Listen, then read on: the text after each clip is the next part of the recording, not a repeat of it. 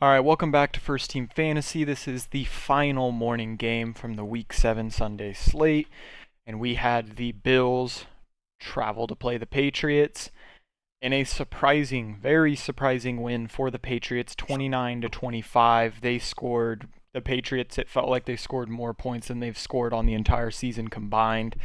It was honestly refreshing to see for anyone that is still holding on to a Patriots fantasy player. Only two, I guess, should be Mondre at this point. Zeke maybe as a handcuff, and then Kendrick Bourne. Um, Screw it. This time I'll start with the winning side Say of the his ball. name. Mac Jones? Kendrick Bourne. Oh. I said I was gonna say that if you didn't say it. Oh, okay.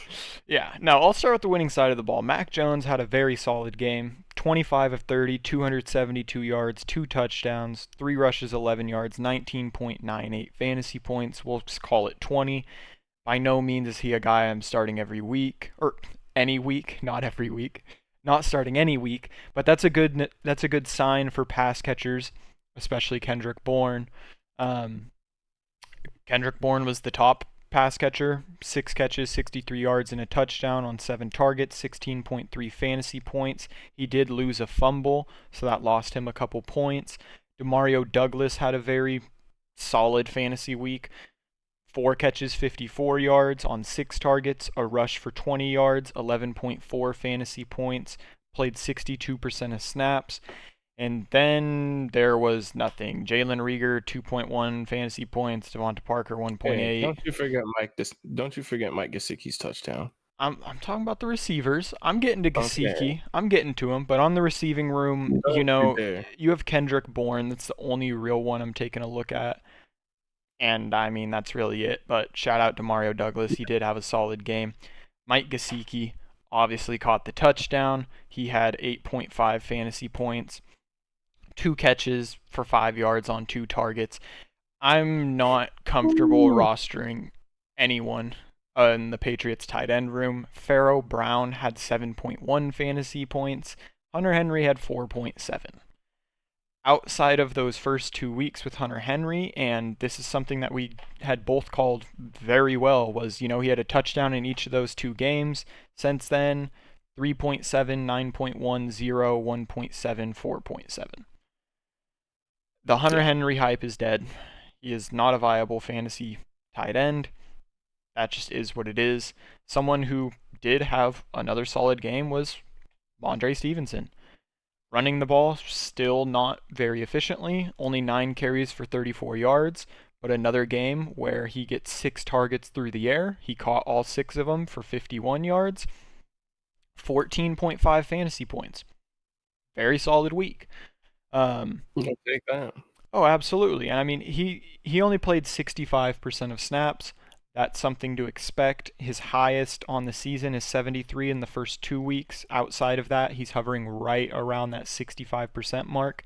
And that's because Zeke is still getting targets or rushes in this offense. He had 11 carries, 31 yards, sniped a touchdown, 1 target, didn't catch it, 9.1 fantasy points, 35% of snaps. I mean, he's a good handcuff. If Mondre does happen to miss time, Zeke's going to get a huge bulk. But, I mean, that's really it. It's still ugly on the page. They had a great game. Complete kudos to them. Am I sold that the Patriots offense is turning a new leaf and we can expect to see this every week? No.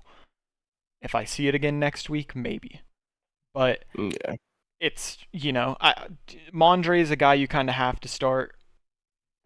Kendrick Bourne, if you're going to start someone in that receiver room, he's their best receiver. And I mean, 18 targets in the last 2 weeks. That is pretty good. So yeah, no, absolutely. And I mean, that's really it on guys I would even consider starting on that side of the ball. yeah. And, to go to Buffalo's side, fantasy wise, it was not a terrible day by any means for them.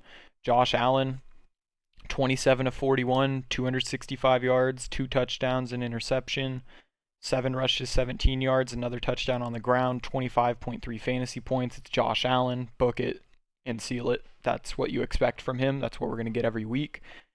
James Cook, Still only played 52% of snaps, but was a bit more involved. 13 carries for 56 yards, 3 catches for 46 on 3 targets with a touchdown, 19.2 fantasy points.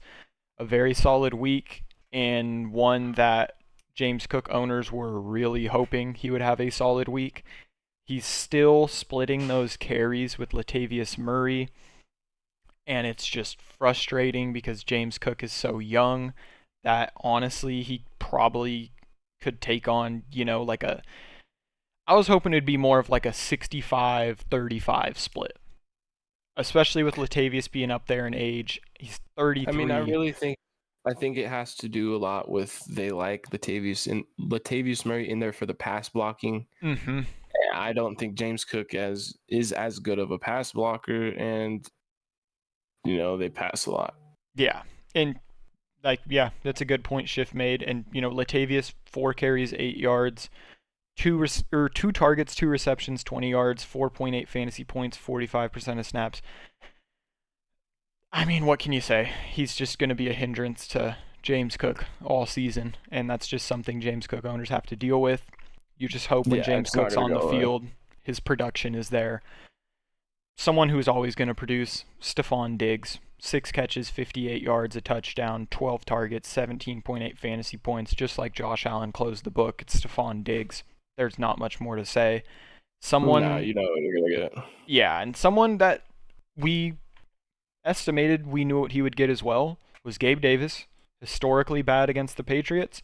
I have him on my fantasy team. I did not start him because he has never had a good game against the Patriots, and this will go down in the record books as another bad game against the Patriots. He had 5 targets, he caught one of them, 1.6 fantasy points. And this is what we've talked about with Gabe Davis. He is extremely boomer bust. If he gets you that touchdown, he is very good. If he does not, it is very bad. The 3 games Gabe Davis has not caught a touchdown on the season, 5.2 fantasy points, 3.1, 1.6. The 4 that he has caught a touchdown, 21.2, 10.3, 15.1, 22. That is what we say. If he catches a touchdown, it's a great week. If he doesn't, he's going to burn you. That's just the risk you take with Gabe Davis. And, I mean, Khalil Shakir had a solid game. 4 catches, 35 yards on 4 targets, 7.5. Obviously not something we're looking at fantasy-wise. A No, bright spot. Oh, sorry. you just hate to see him getting more catches than Gabe Davis. It's Yeah. unreal. Now, something we were very happy to see was Dalton Kincaid kind of breaking onto the scene. 8 targets, catching all 8, 75 yards, 15.5 fantasy points, 61% of snaps. Dawson Knox played 63% of snaps, so I was actually out there more than Kincaid. Only caught 1 pass for 10 yards, 3 targets. He had 4 fantasy points because he caught the 2-point conversion. Schiff, I don't know if you saw the news, I but did. as of an hour ago, Dawson Knox will require surgery on his wrist. Open the floodgates for Dalton Kincaid. He immediately becomes someone that I am seriously looking at. Yeah, I mean, you have to. He's the tight end 1 in this offense now. They drafted him very high. And consistent pass catchers, you have Stephon Diggs. That's it. Yeah. So, I mean, that's obvious enough. Dawson Knox is rostered in 41% of leagues. I can see that jumping to at least 80% in this coming week. If you are able to go out and grab him on the waiver wire and you need a tight end, I would go ahead and do so. I would even, if you didn't need a tight end, possibly grab him and look to trade him to someone that does. This very well should be the opening for Dalton Kincaid. Again, we've seen Sam Laporta have extreme success. Do I think Kincaid will have that much success? I'm not completely sure. Probably not. But I do see him being heavily involved from here out. And I mean, to attest to what he said about grabbing him to trade him, like, you got to remember that you have to look around your league, and people are going to need things.